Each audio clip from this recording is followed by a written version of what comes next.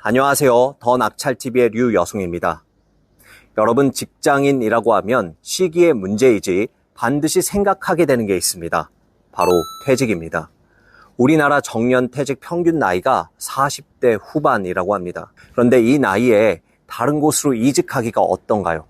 쉽지가 않습니다. 그래서 자영업을 시작하시는 분들도 많이 계신 것 같습니다. 치킨집, 카페, 이런 외식업 프랜차이즈 창업 비용이 평균 2억에서 3억 정도 든다고 합니다. 그런데 이렇게 돈을 들여서 적당히 먹고 살 수 있으면 다행인데 이마저도 녹록지 않은 것 같습니다. 통계를 보시면 자영업 55%가 월 수입 200만 원이 안 된다고 하고요. 그리고 자영업 50% 이상이 휴무일 없이 매일 10시간씩 일하고 있는 게 현실입니다. 200만 원, 이게 참 애매합니다. 차라리 완전히 망하면 다른 걸 시작할 텐데 애매하게 돈이 들어오니까 쉬지도 못하고 매일 10시간씩 일하고 있는 겁니다. 참 안타까운 현실인 것 같습니다. 그래서 오늘은 자이든 타이든 은퇴를 준비하시거나 은퇴를 하신 분들에게 새로운 대안을 소개시켜 드리려고 합니다. 바로 경매로 다가구 건물을 낙찰받는 건데요. 다가구 하니까 너무 많은 비용이 들까봐 염두를 못 내시는 분들도 많이 계신 것 같습니다. 그래서 오늘 좋은 예시로 좋은 경매 물건 하나 소개시켜 드릴 테니까 어느 정도의 비용이 들어가는지 그리고 얼마만큼의 수익을 기대할 수 있는지 끝까지 보시고 생각해 보셨으면 좋겠습니다. 가시죠. 이제 제가 물건지 앞에 거의 도착을 했습니다. 제가 오늘 소개시켜 드릴 물건은 서울 관악구 봉천동에 위치한 다중주택입니다. 다중주택은 다가구와 조금 형태가 다른 단독 건물 정도로만 생각하시면 됩니다.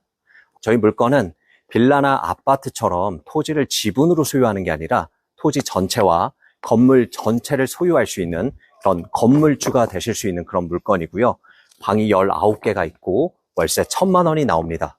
그리고 직장인 수요가 풍부해서 공실 걱정도 할 필요가 없는 그런 매력적인 물건입니다. 경매 정보지를 보면요. 사건 번호 2023 타경 1501.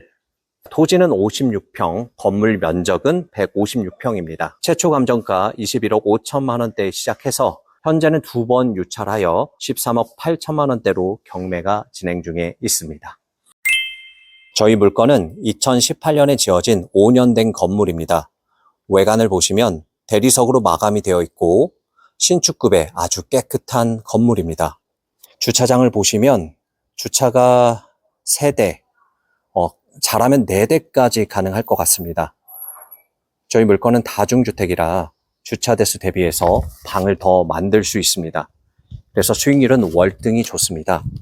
저희 물건도 19세대나 만들었는데 하지만 주차는 조금 불편할 수도 있습니다. 그리고 윗부분을 보시면 패널로 마감이 되어 있죠. 이게 확장을 좀 한 부분인데 이 부분은 사실 위반 부분입니다. 위반 관련해서는 제가 뒤에서 자세히 설명을 드리도록 하겠습니다. 네, 건물 뒤쪽으로 가시면 이렇게 보일러실도 지금 패널로 만들어져 있는데 이 부분도 사실 위반 건물이고요. 내부로 들어오시면 방계단 아래에 우편함이 있습니다. 그리고 오른쪽으로 반지층 4개 호실이 있습니다. 저희 물건은 엘리베이터가 없고 이렇게 계단으로만 만들어졌습니다. 자, 계단과 벽도 대리석과 타일로 굉장히 깔끔하게 마감이 되어 있습니다. 네, 1층도 4개 호실로 되어 있는데 사실 이 부분은 본부상 사무실입니다.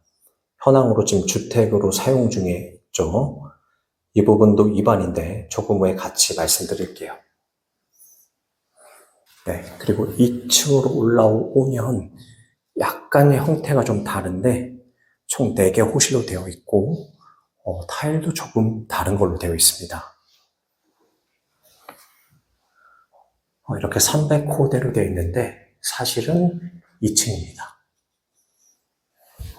네, 3층은 2층과 동일한 형태로 4개 호실로 되어 있습니다. 그리고 4층에 2개 호실로 되어 있습니다.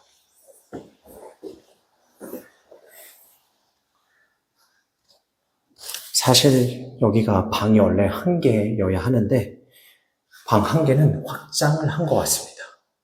그리고 한층 더 올라가시면 5층이 나옵니다.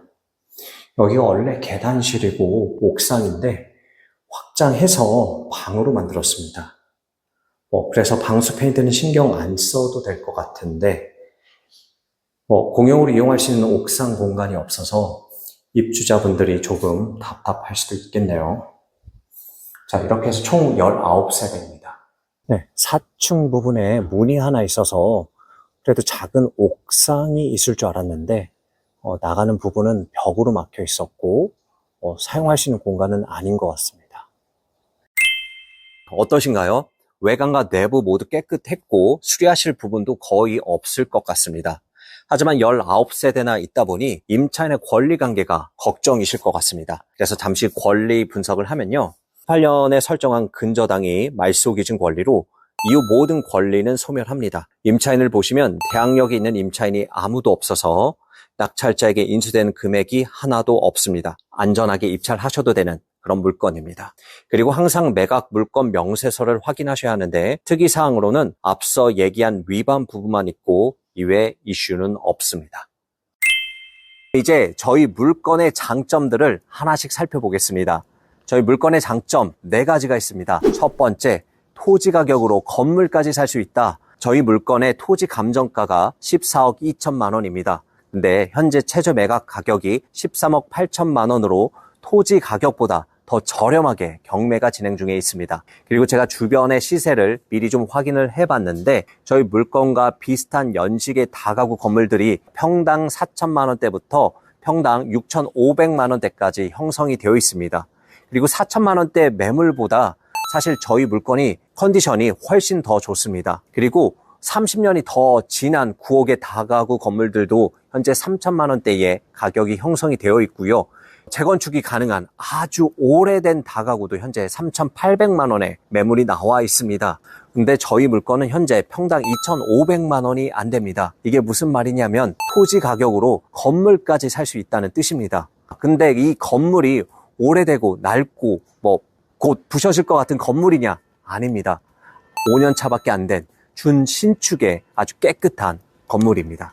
장점 2번째, 매월 월세 1,000만 원이 들어온다. 제가 주변의 임대 시세를 확인을 해봤는데 원룸이 보증금 1,000만 원에 월세 50만 원, 그리고 아주 오래된 구옥도 반지하가 보증금 500만 원에 월세 40만 원으로 가격이 형성이 되어 있습니다. 그리고 관리비도 월 8에서 10만 원 정도 받는다고 합니다. 이 임대 시세를 저희 물건에 적용을 하면 저희가 보증금 9,500만 원에 월세 1,000만 원이 나옵니다. 그리고 관리비까지 포함하면 1,200만 원이 됩니다.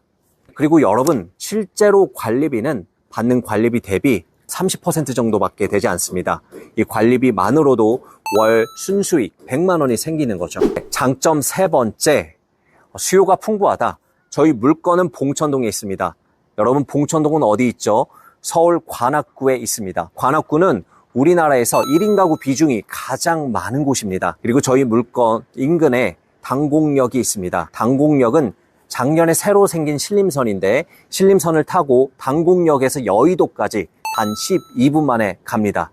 그리고 1호선, 2호선, 7호선, 9호선 서울의 주요 일자리로 갈 수 있는 지하철 라인과 모두 연결이 됩니다. 그리고 지도를 보시면 저희 물건에서 당곡역까지 도보로 9분이 나오는데 제가 실제로 걸어보니까 5분 정도밖에 걸리지 않습니다. 역세권이죠. 장점 4번째, 시세 차이까지 기대할 수 있다. 저희 물건은 지방에 있는 건물이 아닙니다. 어디에 있죠? 네, 서울에 있습니다. 서울에 있는 건물은 집가 상승에 의해서 시세가 계속해서 올라갈 수밖에 없습니다. 그리고 요즘 서울에 여기저기서 재개발이 한참 중에 있습니다. 기존에 있었던 빌라나 다가구가 점차 사라지고 신축 아파트가 들어서고 있습니다. 이게 무슨 뜻이냐면요. 1인 가구가 살 곳이 점점 없어진다는 뜻입니다. 다가구 월세가 어떻게 될까요? 공급이 부족해지니까 월세가 올라갈 수밖에 없겠죠. 그리고 월세가 올라가면 수익형 부동산은 그 가치가 또 올라갈 수밖에 없습니다. 그러면 여러분이 매도하신다고 하더라도 충분한 시세 차익을 기대할 수 있는 그런 물건입니다. 하지만 모든 물건의 장점만 있는 건 아닙니다. 저희 물건도 단점을 가지고 있습니다. 바로 앞서 말씀드린 위반 건축물입니다. 건축물 대장을 보시면 이렇게 위반 건축물이라고 노란 표시가 되어 있습니다. 이 말은 위반 사항으로 등재가 되어 있고 현재 이행 강제금이 부과되고 있다는 뜻입니다. 그리고 위반으로 등재되어 있는 사항은 총 3가지인데 한 가지는 현재 시정이 완료가 되었고 2가지 옥상 패널 부분과 지하 1층의 보일러실 패널 부분입니다. 그리고 아직 등재되어 있지 않으나 누군가의 신고에 의해서 위반 건축물로 등재될 수 있는 부분이 1층 현황상 사무실이나 주택으로 사용하고 있는 부분입니다.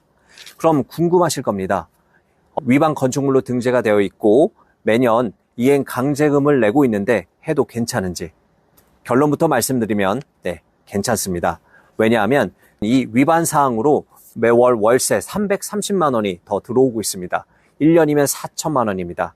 그리고 제가 해당 구청에 전화를 해서 이행 강제금에 대해서 물어봤더니 매년 약 350만 원 정도가 부과되고 있다고 합니다. 자, 이 이행 강제금을 내고도 매년 3,650만 원이 남습니다. 그리고 괜찮은 이유가 하나 더 있는데 서울에 있는 다가구는 지가 상승에 의해서 그 월세가 매년 올라갈 수밖에 없습니다. 하지만 이행 강제금은 어디에 걸려 있습니까? 건물에 걸려 있기 때문에 감가상각에 의해서 매년 하락할 수밖에 없습니다. 그럼 그 간극이 점차 멀어지겠죠. 현실이 이러하니 서울에 있는 대부분의 다가구는 위반 사항을 가지고 있습니다. 그럼 마지막으로 어느 정도의 투자금이 필요한지 그리고 얼마만큼의 수익을 기대할 수 있는지 계산해 보도록 하겠습니다. 그러려면 낙찰가를 가정을 해야 되는데 저는 16억으로 계산을 하겠습니다. 그리고 대출금은 80% 받는다고 가정을 할게요. 그럼 낙찰가 16억에서 대출을 받고 각종 세금도 나가고 명도비, 청소비, 기타 비용들을 제외하면 실투자금은 3억 9천만 원이 됩니다. 하지만 저희가 임대 세팅을 하게 되면 보증금 1억이 들어오니 최종적으로 실투자금은 2억 9천만 원이 되겠습니다. 수익률을 계산해 보면요. 현재 금리 6%여서 월 이자 640만 원이 발생을 합니다. 그럼 저희 월세와 관리비 포함해서 1,190만 원이 들어오고 이 관리비와 이자를 내면 월 순수익 493만 원이 됩니다. 현재 금리가 6%대여서 그렇지 예전처럼 2%대로 떨어지게 되면 월 순수익 920만 원이 됩니다. 그러면 수익률이 무려 37%입니다. 2년 반 정도면 투자금을 회수할 수 있습니다. 이제 정리를 하겠습니다. 저희 물건의 장점 4가지가 있었습니다. 첫 번째, 주변 대비해서 저렴하다. 거의 토지 가격으로 준신축급의 건물까지 사는 셈이라고 말씀드렸습니다. 2번째, 월세 1,000만 원이 나온다. 관리비 포함해서 거의 1,200만 원이 들어옵니다. 그리고 3번째, 수요가 풍부한 지역이라 공실 걱정할 필요가 없다. 그리고 4번째, 서울이기 때문에 시세 상승까지 기대할 수 있다라고 말씀드렸습니다. 하지만 단점도 있었죠. 현재 위반 건축물로 등재되어 있어서 매년 이행 강제금을 부과하고 있습니다. 그리고 추가적으로 위반 건축물에 등재 가능한 부분도 있었습니다.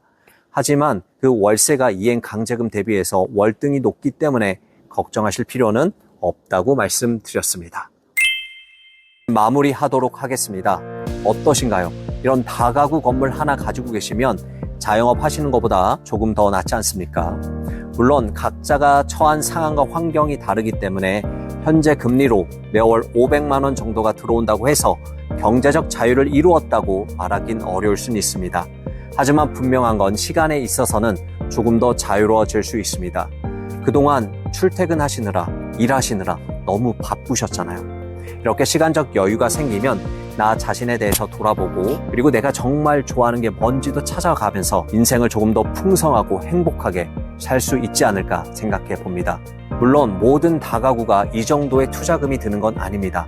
각자가 가진 돈으로 할 수 있는 다가구는 충분히 많이 있습니다. 혼자 하기 어려우신 분들은 저희 더 낙찰TV와 함께 하시면 됩니다. 여러분들이 스스로 사고 파는 그날까지 저희 더 낙찰TV가 함께 하겠습니다. 이상 더 낙찰TV의 류여송이었습니다. 감사합니다.